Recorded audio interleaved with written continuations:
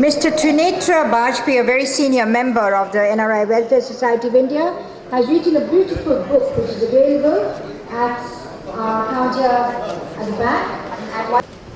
Today is a moment of deep grief for a lot of us here.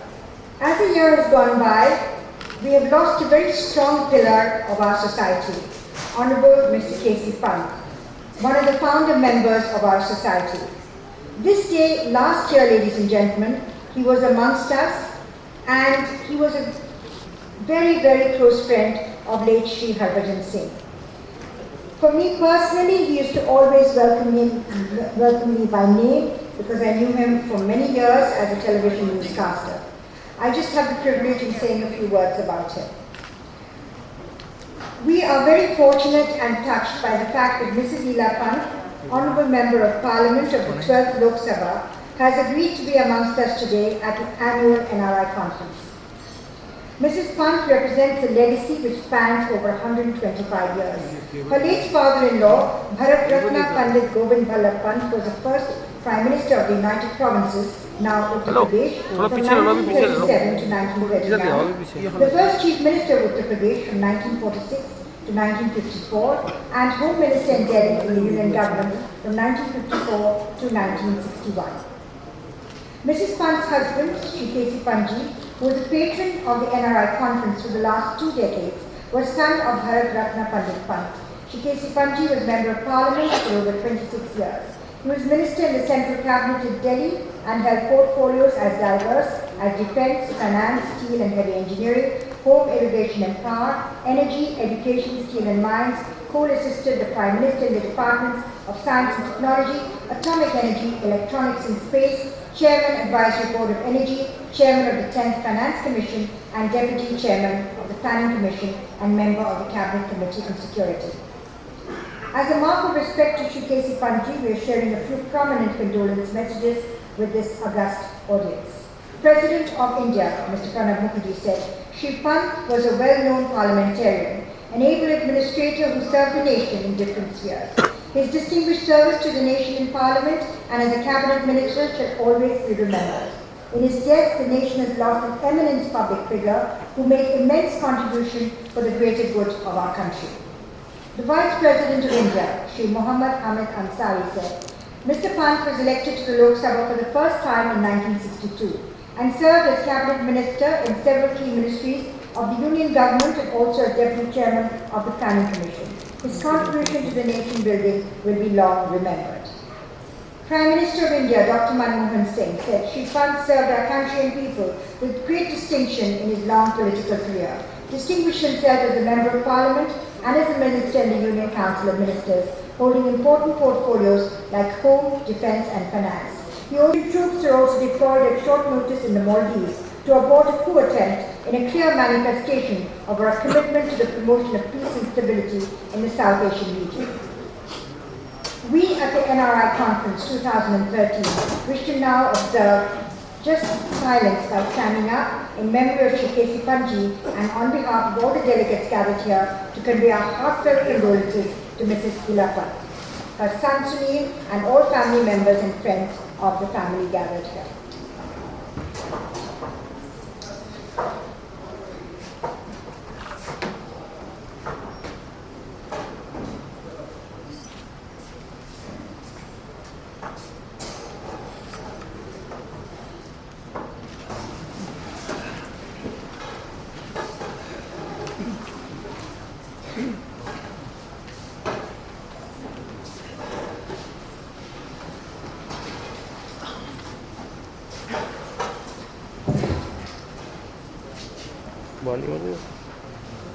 Before I request Dr. Satish Batra to kindly say a few words, Dr. Satish Batra has been associated with the NRI Welfare Society of India for many years.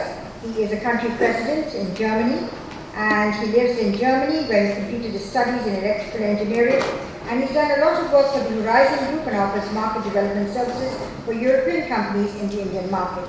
And of course, he's a strong figure in our NRI conference every year, so I request Dr. Satish Batra to kindly give his address, please. Sabha representing the 19th Parliamentary Constitution constituency and 8 Lok Sabha representing the New Delhi parliamentary constituency.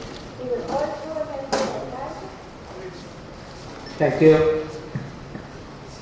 Excellencies, ladies and gentlemen, dear friends, Mrs. Pant, I'm so glad here to attend 32nd International Conference for NRIs. I just can't think of it, 32 conferences we have already attended. It has been a great pleasure because I started attending NRI Welfare Society meetings right as Shri Singh got into the idea that we should do something for the NRIs.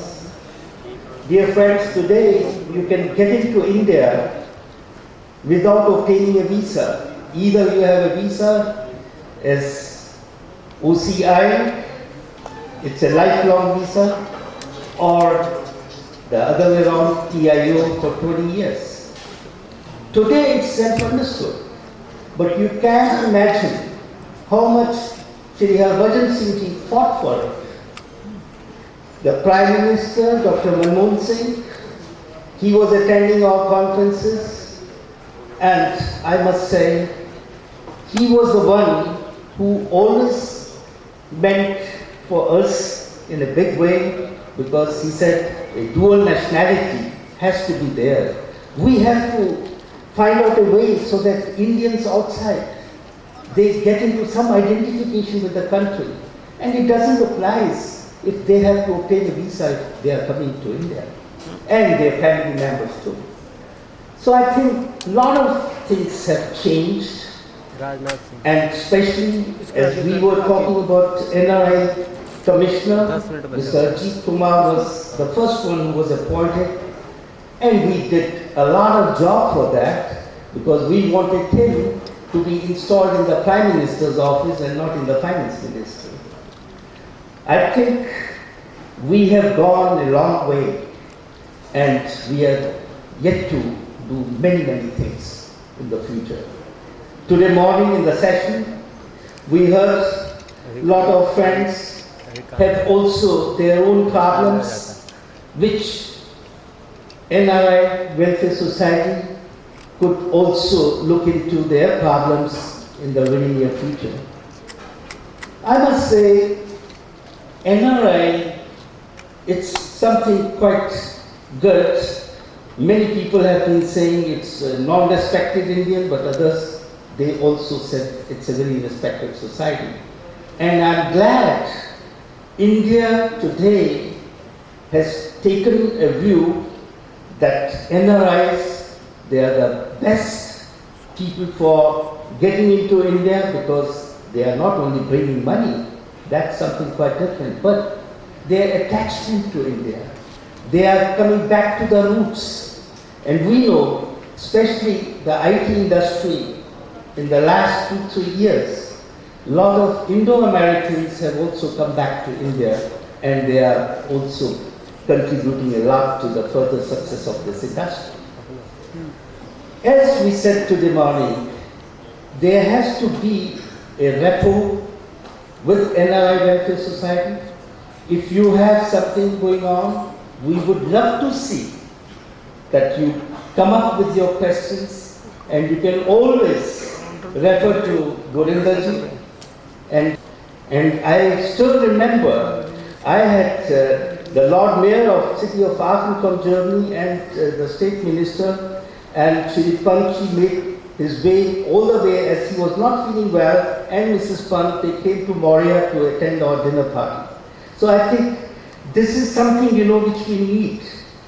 You have to identify yourself with this duty, and this duty is still not over. We have to continue with the work which we are getting into. And the Government of India has realized the values. And I think today we have a platform where we can also step on to the future and have a lot of success in the very near future. Thanks a lot. Thank you very much. Thank you very much, Dr. Satish Batra, coming all the way from Germany to be here with us. Thank you indeed. Ladies and gentlemen, I now have the privilege in requesting Major Prakash, the Secretary of the AICC, to kindly address our distinguished audience, please.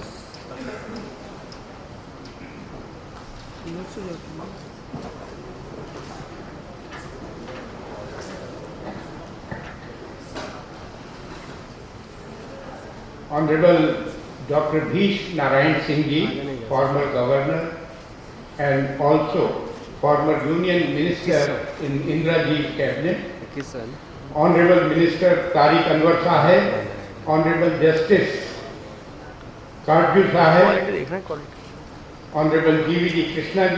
Krishnamurthy ji, Honorable Gohar Nawab Sahib, Dr. Satish Batra ji, my dear friend and colleague Mr. Dalbir Singh, and most important, अपने हरभजन सिंह जी के बाद जिस प्रकार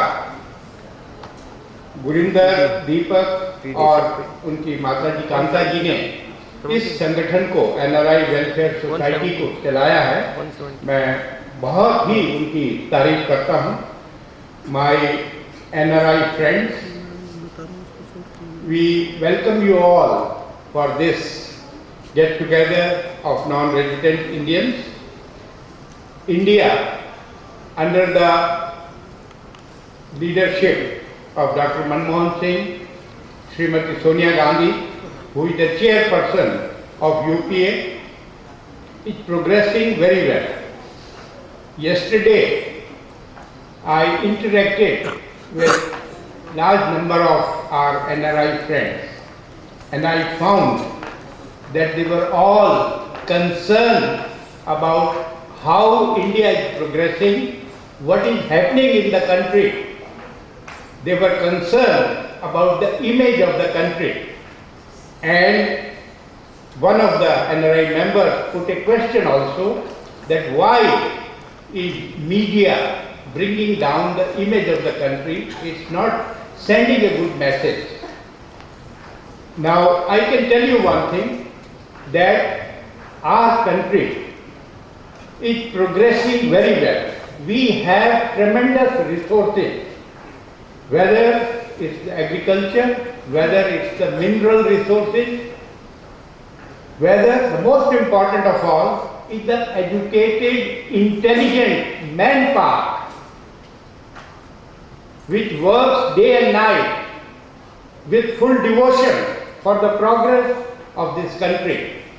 And they are building up this country to the extent that in the past, between 2004-2009, so much of infrastructure development has taken place, whether in the power sector, whether in the road communication, whether in the IT sector, in the education, in the medical field,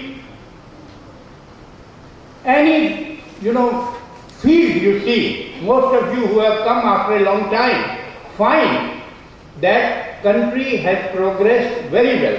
That's what I got to know. By moving around, I have gone to each and every state, and also by interacting with the people who come from abroad. So, friends, whatever media may be reporting, one thing is clear, that our resources are being utilized to the optimum, best results possible. And India has a very bright future. We have a plan to build up this country as a force to reckon with by 2020. 2020 means another 6 years' time. You'll find that country will be progressing to such an extent that it will be a force to reckon with all over the world. So, one thing I again would like to tell you, that having interacted with you, most of you, you have a concern for the country, and you are our ambassadors. You will be going back, you will speak about the country.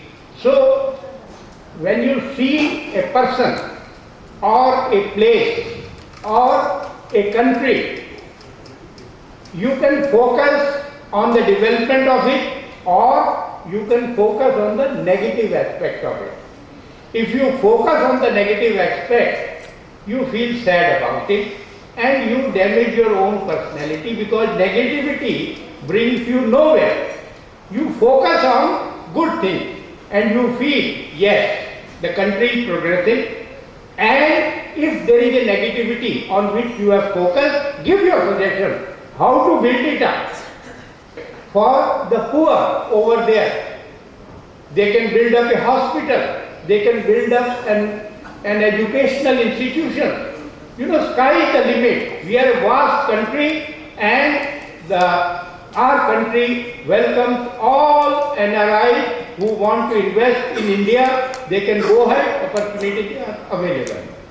I will not speak much because I am not used to giving long speeches, but one thing I can tell you, this is a great country, it has a bright future, and I am sure you will all help out in building up this country to be a force to reckon with. Thank you very much. Thank you very much, Major Prakash ji. So wonderful to hear a person speak, and in such a short amount of time, really bringing all his viewpoints to the light of the audience. Thank you very much. Because some long speeches tend to become really lengthy, so I think we are always happy to have Major Prakash here with us, who announces whatever he has to say in a very short and succinct way. Thank you very much, sir. Ladies and gentlemen, a very distinguished luminary sitting on the top table, the very distinguished Justice Markandey Katju.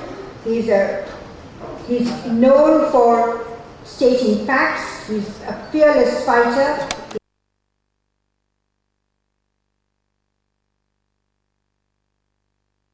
Justice Markandey Katju, Chairman of the Press Council of India.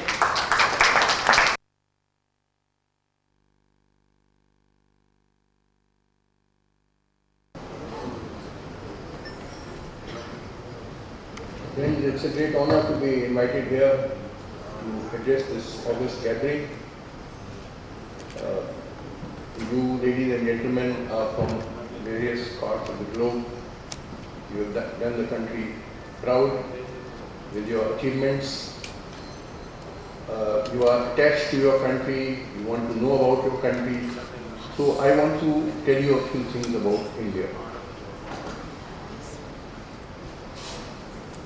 First of all, you must understand that this is broadly a country of immigrants. 92-93% people living in India today are not the original inhabitants. Their ancestors came mainly from the northwest. So India is like North America. In North America, people came mainly from Europe over the last 400-500 years. In India, people came mainly from the northwest, and to, of course, a much lesser extent from the northeast, mainly from the northwest, for thousands of years. And the reason why they were coming into India is obvious. People migrate from uncomfortable areas to comfortable areas, because everybody wants comfort. Now, before the Industrial Revolution, which started roughly in the middle of the 18th century in Western Europe, and then spread all over the world, there were agricultural societies everywhere. Now, what does agriculture require? It requires level land, it requires fertile soil, it requires plenty of water for irrigation and so on. It was paradise for agriculture. So everybody came rolling into this subcontinent. Why should anybody go from India to, say, Afghanistan, which is rocky, cold, covered with snow for 4 or 5 months in a year, mountainous, very harsh terrain? Everybody wants comfort. So people kept rolling into this subcontinent over thousands of years. And that explains the tremendous diversity in this country. So many religions, so many castes, so many languages, so many ethnic groups. Somebody is tall, somebody is short, somebody is fair, somebody is dark, somebody is brown, somebody's got Caucasian features, somebody's got Mongoloid features. In the northeast we find a lot of people with Mongoloid features, somebody Negroid features, differences in dress habits, food habits and so on. If you compare India to, say, China, we have a population of 1200 million. China has 1300 million. And they have about 2.5 times the land area. But there's broad homogeneity in China. Not absolute homogeneity, but broad homogeneity. All Chinese have a Mongoloid face. They have one common written script called Mandarin. 95% Chinese belong to one ethnic group called the Hans. Broad homogeneity. Here there is tremendous diversity because each group of immigrants which kept rolling into India, mainly from the northwest, brought his own language, his religion, his ways. And this is why there is such tremendous diversity in this country. And therefore the only policy which can work is the policy of the great Emperor Akbar, which was continued by Pandit Nehru and his colleagues, that is secularism, giving equal respect to all communities, federalism, which caters to regional aspirations. This is the only way to govern this country. Because otherwise this country cannot survive for one day. There is so much diversity. What is there common between you and that boy from Nagaland? You have Caucasian features, he has got Mongoloid features. You are Hindu or Muslim or Sikh, he is a Christian. You live on the plains, he lives on the hills. His language is different, his ways are different. It is this great constitution which our founding fathers gave us in 1950, which is holding this country together. And it is the greatness of Pandit Nehru and his colleagues that at a time when religious passions were inflamed during partition time, people had gone mad. They were butchering each other in the name of religion. Pakistan had declared itself an Islamic state. At that time, there must have been tremendous pressure on our leaders like Pandit Nehru and others to declare India a Hindu state. But it is their greatness that they resisted that pressure. They kept a cool head. It's not easy to keep a cool head when passions are inflamed. And they said, no, India will not be a Hindu state, it will be a secular state. And because of that, we have relatively more stability than our neighboring state where every day bombs are exploding and guns are being fired. It has become a Jurassic Park, this Pakistan. It's an artificially created entity, the English policy of divide and rule. Make Hindus and Muslims fight in India. Pakistan is no country, it's a fake country, artificially created country, made by the British in pursuance of the policy of divide and rule, on the basis of the two-nation theory, that Hindus and Muslims are two nations. So partition them. Then England should also be partitioned into 6 pieces, because of course England has a majority of Anglican Protestants, but there are Scottish Presbyterians. They should also have a separate state. There are Catholics in England, they should have a separate state. There are Hindus, hundreds of thousands of Hindus in England, they should have a separate state. Muslims, Jews. So they have broken us up into 3 pieces. Let us break England up into 6 pieces. This is nonsense. In every country there are people of different religions. You can't run a country on the basis of religion. So it is the greatness of Pandit Nehru and his colleagues. They said we will not go the way Pakistan has gone, because that is the way to certain self-destruction. Because there is so much diversity that you have to have secularism. Otherwise you can't continue a nation. And in the constitution, which our constitution makers, they provided for modern principles. They borrowed from Western models. They borrowed the parliamentary system of democracy from England, the independent judiciary from England. They borrowed federalism and the Bill of Rights from the US Constitution, the directive principles from the Irish Constitution and so on. So we had a constitution which was a modern constitution, incorporating modern principles, freedom of speech, freedom to practice your religion, liberty, equality, etc. and modern institutions like parliament, independent judiciary and so on. So we had a democratic constitution. Now democracy is a feature of industrial society. It is not a feature of feudal society. Yes. In 1947, India was broadly feudal. Because the British policy was to keep us feudal and backward, unindustrialized, because if India had industrialized, then it would have become a huge industrial rival for British industry.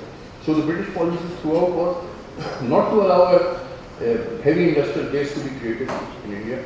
only some textile industries and plantation industries were allowed. They did not allow us to industrialize. Deliberate policy, so that we would not become their rivals. So India was broadly a feudal country in 1947 when it became independent. A modern constitution was transplanted from above on this backward feudal society. A modern constitution with democracy and modern principles. As I said, democracy is not a feature of feudal society. It is a feature of industrial society.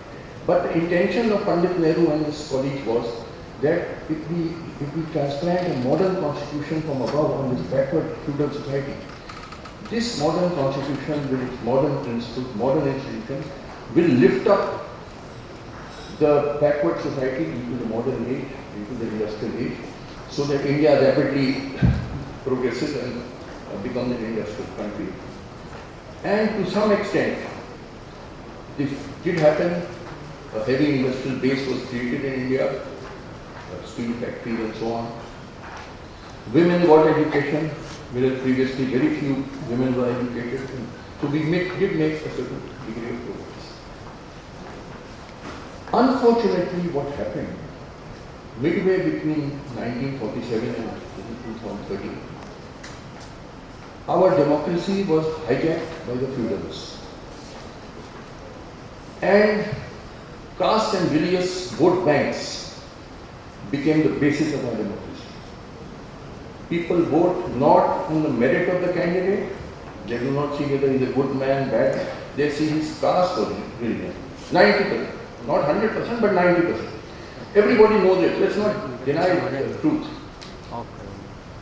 When you select a candidate, any political party, I am not naming any particular party, you see his caste, you see how many members of that caste are in that constituency and so on.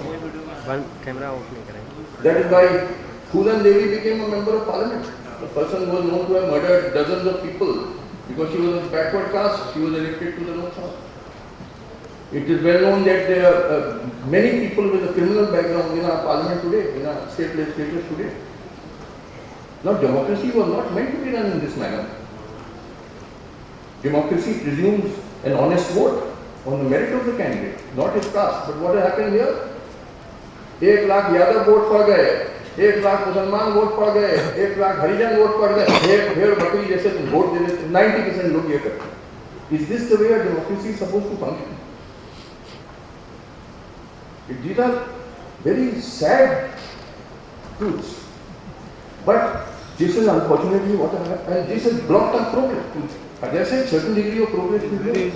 And because we created a heavy industrial base, that on its own, and I would request Mr. Prakash to read it. This is official figures. It says 77% people are earning less than 20 rupees a day, quarter of a dollar a day. And in these times of skyrocketing prices, food is so expensive, everything is so expensive. How are people surviving? I just can't understand. What will you do on 20-25 rupees a day? But 77%, this is the official figures. 48% of our children are malnourished. It's almost double the poorest countries in sub-Saharan Africa like Somalia and Ethiopia. If you want to behave like an ostrich, turn your eyes, close your eyes, it's all very well, but these are the official figures. Almost every second child in India is not getting enough to eat. 250,000 farmers have committed suicide. India, over the last 2 decades, has witnessed the greatest agricultural crisis in world history. Tens of millions of farmers have fled from the villages to cities because they lost their livelihoods in the rural areas. And they came to cities looking for jobs which were not there. If you've read John Steinbeck's Grapes of Wrath, you will understand. This is 10 or 20 times multiplied by that. So where do these farmers end up when they come to cities looking for jobs? Because there are no jobs. Industrial production has declined in recent years. These are the official figures. They end up as domestic servants, or street hawkers, or criminals, or beggars, or prostitutes. There are 20 million prostitutes in India. A woman doesn't become a prostitute because she enjoys it, but because of poverty. There is such horrible poverty in this country. Have you any idea of the healthcare in this country? It is, for a poor man, he can't afford the medicine, they are too expensive. He can't afford a doctor, they are too expensive. Of course, those who are well-to-do can go to the best, these medical centers, Fortis, Mendicity, Apollo, Max. But can you pay the bills there? Do you know how much it costs? Can a poor man go there? There are state-of-the-art hospitals, of course, beautiful air conditioned. How many people can go there? So what do the poor man do? He can't go to a doctor. The private doctors are too expensive. The government doctors, they hardly come to the hospital. They run there secretly, the private clinics. So what does he do? He goes to quacks. In every city, the number of quacks in India is many times the number of doctors. Because the poor man can't go to a doctor. Education, you have pumped all the money into IITs and the state-of-the-art higher education centers, beautiful buildings, beautiful air-conditioned buildings. What about the primary schools in the rural areas? They are totally neglected. Hardly any money goes there. And that is where the foundation of knowledge has to be laid. Hardly any money is given to these primary schools, particularly in rural areas. This is the condition of education in our country. So let's talk realities and not try to boast that, oh, we are progressing, India, shining India. It's not going to take you anywhere. इससे होगा नहीं कुछ. The reality is that, unfortunately, our country is in a very difficult situation. Terrible economic crisis has come in this country. The world economic recession has also hit us, particularly the export-oriented industries. Our people are in deep distress. The level of corruption which is going on. I am not naming any person, I am not naming any party, but the general atmosphere. What is the level of morality in this country? I was reading the Bhagavad Puran. You must have all heard of the great Hindu book, that Bhagavad Puran, written 2000 years ago. He was describing Katju, and I thought this applies to Indian society today. Now may I, with your permission, read Bhagavad Puran. And I thought something written 2000 years is describing Indian society today. He says, as the age turns to evil, that is when Katju begins, every virtue decays and vanishes. Honesty, forbearance, kindness and memory disappear. Wealth replaces a noble birth or character or conduct. Might becomes right, for might alone determines dharma and justice. Trade and fraudulent practice become synonymous. Trade and fraudulent practice are one and the same now in Katju, which we are witnessing today. The law will favor only the rich and will have no regard for justice. He that can curse and swear best will be considered the finest scholar. If you can abuse, shout, scream, you are the learned pandit. Poverty will be sufficient cause to establish guilt in the eyes of the law. If you are poor, you are guilty, you will be punished. While wealth and ostentation will be indices of character. Rudeness and brashness of speech will be equal to dharma. He that maintains his family by the foulest means will be considered respectable. Dharma will be observed only for exhibition. Whoever is strong and daring will become the king and will rule like greedy, lustful bandits with plunder and rapine of their own subjects, who will often flee such tyranny and seek refuge in forests and mountains. Exhausted by cruel taxes, deprived of rains in lands from which true dharma has fled, the people will subsist on wild vegetation, roots and flesh. Kings will become mere robbers, driven by despair, and men driven by despair and poverty will become thieves, liars and murderers. when men will become bestial and perverse, miserly, ruthless, greedy and vindictive for the flimsiest reasons. Arrogance, hypocrisy, deception, dishonesty, sloth, somnolence, cruelty of every kind, delusion, terror and wretchedness will rule. Brigands and robbers will rule the land. Kings will all be tyrants. People will espouse gluttony, lasciviousness and venality of every kind. The vilest men will become the foremost traders, making cheating and thievery the common practice of the marketplace. Even when they are not threatened with any danger, men will take forbidden means to earn their livelihood and pride themselves for doing this. Relations between parents and children, brothers, friends and relations will not be valued. Seated upon the sacred thrones of great and holy gurus of yore, men that are masters only of vice will expound dharma to the gullible populace. इतने सारे हैं साधु स्वामी हैं who are full of vice, they are expounding dharma to you. आप लोग के foreign country पे जाते हैं और आप लोग भी सर हिलाते हैं, क्या उस्ताद आया, गुरु आया, expound to a gullible populace.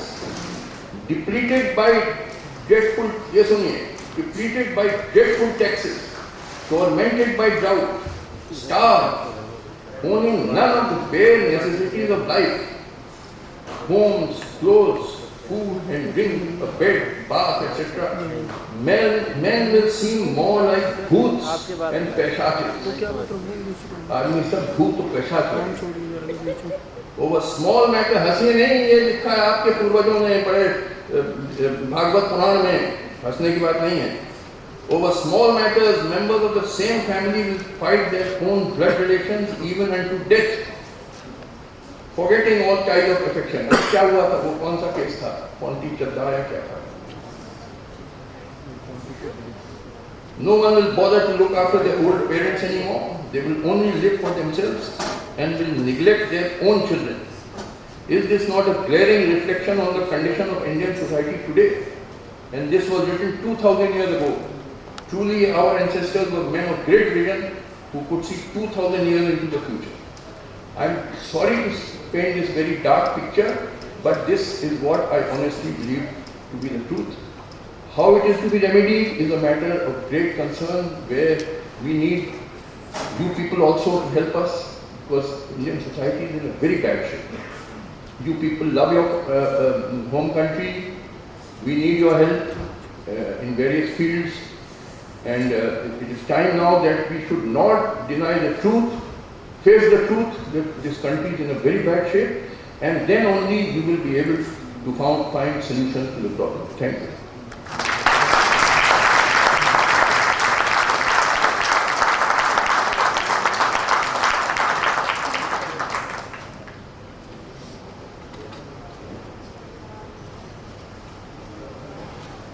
Chairman of the Press Council, hearted in words but absolutely facts, and I think all of us know it as a fact, and I think we're heading to pure disaster if we don't find remedies to what the Chairman has just said about what he talked about our ancestors writing this 2,000 years ago. Thank you very much, sir. Ladies and gentlemen, you've already heard the International President, Mr. Gowar Nawab, speak in the inaugural session, and he gave us a beautiful, touching and moving address in Urdu. I now request Mr. Gowar Nawab to kindly address the distinguished audience, please, once again.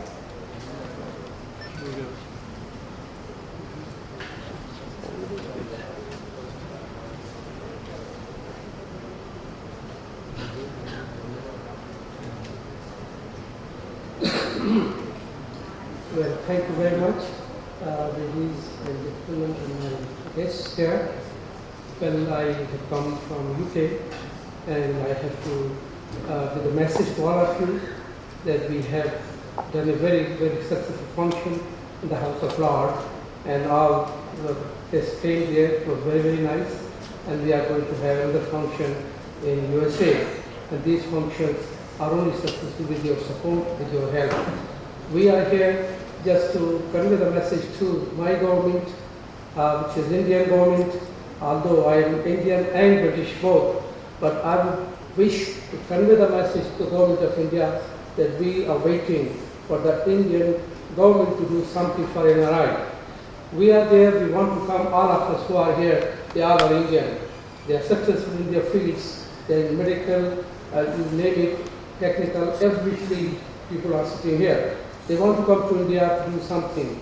As I came here by this invitation of Dr. Singh, and I tried my best. I'm a hotelier at a tourist hotel chain, and it was started something like in 1970. And I went from Lucknow to do bar at law, but there was war between India and China. I could not do the law, and I had to start my career as a cleaner to baker, and from baker I qualified ICS, and then I started my own business. The main thing is we want to come to India. We want to do something in India, but the government of India has to do something. I am a successful man in hotel business, in tourist business. I heard a speech by our tourism minister. I was invited to the Indian High Commission, and she was saying, incredible India, and our hotels are full every night, and we are doing marvelous and very, very good. I was sad and disappointed. I waved my hand. I said, I want to speak. And she gave me a chance to speak. I said, I'm Indian, I'm proud to be Indian, I'm from Lucknow. But I'm sad and disappointed that India is not doing anything for tourist hotel. There are no tourist hotel at all in India. The people who go from Lucknow to Bombay to Madras to Calcutta, there are only 5-star hotel. But please, 5-star hotel is not the secret of tourism. Tourism is basic 2-star. Our population in the world is 80% working class people. They are not people who can live in 5-star hotel. There should be tourist hotel. I came here to open the hotel. I bought some land in the auction, but unfortunately, I could not succeed. I could not get a permission. I could not do it. Then I went back again to India. Now, it is in the hand of my government that they should realize, they should know that we Indians sitting here, we want to do something in our country. And the only way we will succeed, we will do if we have the support from the government. The government has to welcome us, government has to look after us, and we could come back. We are not in UK, USA, and other countries because we are happy there. We want to do something in our own country. We are doing very, very good for the different countries, different governments, like I am in Britain. I'm paying very high taxes, I'm giving employment there, and I'm looking after the tourism industry, and the government is helping us. The same thing is here, that NRI is the organization to wake the government of India, that we are in the world in different countries. We want to do something in India, and the government, we have an NRI minister, but we are sad and disappointed that the NRI minister is not here. Why is not here? There must be something wrong with us. Why the government is not doing for our people who are coming here all the way from Australia, New Zealand, USA and Canada, and there is only one minister who has come here. Sad, disappointing, that there should be more ministers. They should welcome us. They should know that we have left home, our businesses, our organizations to come here. And if we won't get the welcome by our own government, by our own people, where to go? We have no other place to go. We all love our country. We all like our country, whether they are from Madras, whether they are from Lucknow, Bombay, Delhi, you name it. But we all love our country. We are सबसे बेहतर जगह, I have to speak in my own language, कोई बशर है ऐसी दुनिया में जिसको अपने वतन से मोहब्बत ना हो. एक पोएम लिखी गई थी, उसका नाम था हेल्म्स मैन, जिसके अंदर शायर कहता है कि है कोई दुनिया में ऐसा बशर कि जिसके मरने पर कोई रोने वाला ना हो. है कोई ऐसा बशर दुनिया में जिसके मरने पर उस पर कोई फूल लगाने वाला ना हो. है कोई ऐसा बशर जिसके मरने पर कोई म्यूजिक ना बजे. यही हाल है हम लोग बेसहारा लोगों का. हम लोग खाना बदोश है. हम लोग चले गए बहुत बहुत दूर, लेकिन जाने का मकसद एक मजबूरी थी. कुछ लोग गए नौकरी के लिए, कुछ लोग गए पढ़ने के लिए, कुछ लोग गए स्पेशलाइजेशन के लिए. आज के जितने भी लोग गए सब के सब कामयाब हुए. क्यों कामयाब हुए? क्योंकि वी आर जफाकश, we are hard working, we know how to get the blood out of stone. एक आदमी जो क्लीनर हो करके चेयरमैन हो जाए एक होटल इंडस्ट्री का, तो आप लोग तो उससे भी आगे हैं। हम तो उस मंजिल तक नहीं है, लेकिन इल्म एक वो शय है कि इंसान को बिल्कुल आगाह कर देता है कि तुम्हें क्या मंजिल चाहिए है। पंडित जी हमारे, जो कि हमारे जवाहरलाल नेहरू थे, जब हमारी यूनिवर्सिटी में आए, उन्होंने स्पीच दी। ये स्पीच थी कि हम अब आज़ाद हो गए हैं और हमको पूरी मेहनत करना है इस दुनिया का मुकाबला करने के लिए। पंडित जी थे जिन्होंने सबसे पहले पूरी दुनिया से एक रिक्वेस्ट की थी कि हमको एजुकेशन चाहिए, हमें कोई पैसा नहीं चाहिए। आज हमारा मुल्क दुनिया का सबसे एजुकेटेड मुल्क है, आज हमारा मुल्क सबसे आगे, और इंशाअल्लाह ये और आगे बढ़ेगा। लेकिन सब डिपेंड करता है हमारे मिनिस्टर्स पर कि हम लोग बनी, हम लोग क्या कर सकते हैं। हम लोग कुछ नहीं कर सकते हैं, हम लोग गैर मुल्कों को आगे बढ़ा सकते हैं, लेकिन अगर हमारा मुल्क हम हमारे साथ कुछ करे तो हम लोग दिन दुगनी और रात 24 तरक्की करेंगे। तो आप लोगों का बहुत बहुत शुक्रिया। हमारा मैसेज है सबसे पहले ये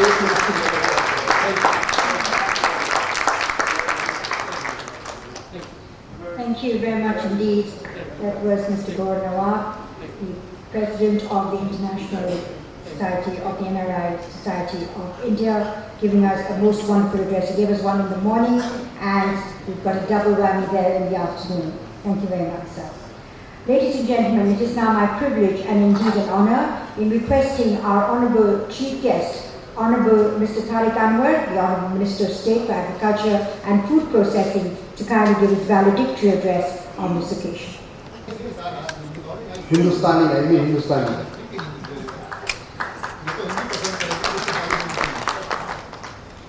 इस आज के इस समारोह के अध्यक्ष विष्णु बाबू, हमारे बीच बैठे हुए जस्टिस कटजू, डॉक्टर कृष्णमूर्ति, हमारे गौहर नवाब साहब जो बाहर से हमारे लंदन से आए हैं, हमारे मेहमान भी हैं और हमारे कहा जाए इस देश के लिए गौरव भी हैं।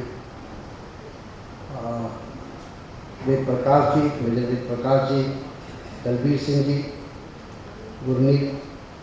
गुरनिंदर सिंह जी और यहाँ पर सभी बैठे हुए जो आज के इस सम्मेलन में आए हैं, हमारे बुजुर्गों, दोस्तों, बहनों और भाइयों।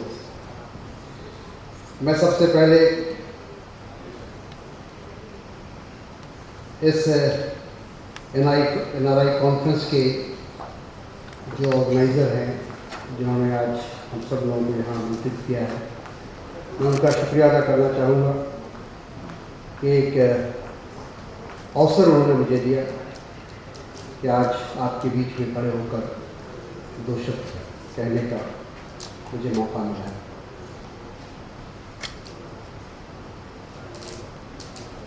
मैं समझता हूँ कि इस तरह के आयोजन से बहुत लाभ मिलता है। जैसा थोड़ी देर में मैंने ये महसूस किया कि आपकी जो भावना है, आपकी जो समस्या है, उसको आप दिल खोल कर अपनी बात कहने का एक मौका आपको मिलता है। और हम लोग जो यहाँ बैठे हैं, जो भी जिम्मेदार लोग हैं, ये उनका कर्तव्य बनता है, फर्ज बनता है कि जो भी आपकी समस्याएं हैं उसके निदान के लिए, उसको दूर करने के लिए प्रयास करना चाहिए, कोशिश करनी चाहिए। भारत एक बहुत बड़ा देश है, इससे कोई इनकार नहीं कर सकता। अभी जस्टिस काजू साहब ने बताया कि हमारे यहाँ कई धर्म के मानने वाले लोग हैं, अलग अलग भाषाएं बोली जाती हैं, अलग अलग संस्कृति है, संस्कार है, तहजीब है, और इन सबको मिलाकर हम एक साथ करने की कोशिश कर रहे हैं। और ये अपने आप में बहुत बड़ी बात है, क्योंकि बहुत कम शायद ऐसे देश होंगे जहाँ इतनी ज़्यादा भिन्नताएं होंगी, जहाँ इतनी सारी ज़बानें बोली जाती होंगी, लेकिन उन्होंने ठीक कहा कि जिन्होंने हमारा संविधान बनाया, जिन्होंने हमारे संविधान की रचना की, यकीनन वो लोग बहुत ही दूरंदेश लोग थे और उन्होंने इस बात को अच्छी तरह समझा कि अगर हम अपने देश का संविधान, अगर उसका आधार कमज़ोर होगा, उसकी नींव कमज़ोर होगी, तो इस देश को एक रखना मुश्किल होगा। और इसीलिए हमने धर्मनिरपेक्षता को अपनाया। कोई सिर्फ वो मेरा दिखावा नहीं था, वो सिर्फ दुनिया को बताने के लिए नहीं था कि हम धर्मनिरपेक्ष हैं, सेकुलर हैं, बल्कि वो हमारा एक कमिटमेंट था। और उस कमिटमेंट को जो हमारी आज़ादी की लड़ाई के दौरान में हमारे बुजुर्गों ने, हमारे स्वतंत्रता सेनानियों ने जो कमिटमेंट दिया, उस कमिटमेंट को पूरा करने का काम किया। समस्याएं अनेक हैं, दुनिया का दूसरा सबसे बड़ी आबादी वाला देश है और दुनिया का सबसे बड़ा लोकतांत्रिक देश है। लोकतांत्रिक व्यवस्था में जहाँ उसकी बहुत सारी खूबियाँ भी हैं, तो कहीं कहीं कुछ रुकावटें भी, और उन तमाम रुकावटों से गुजरते हुए हिंदुस्तान आगे बढ़ रहा है। आज हम ये बात नहीं कह रहे हैं, हम इस बात का दावा नहीं कर रहे हैं, बल्कि सारी दुनिया इस बात को कह रही है, पश्चिम के देश कह रहे हैं, अमेरिका कह रहा है, अमेरिका का राष्ट्रपति कह रहा है कि हिंदुस्तान एक फास्ट ग्रोइंग नेशन है, सबसे तेज गति से बढ़ने वाला देश अगर इस दुनिया में कुछ है तो उसमें भारत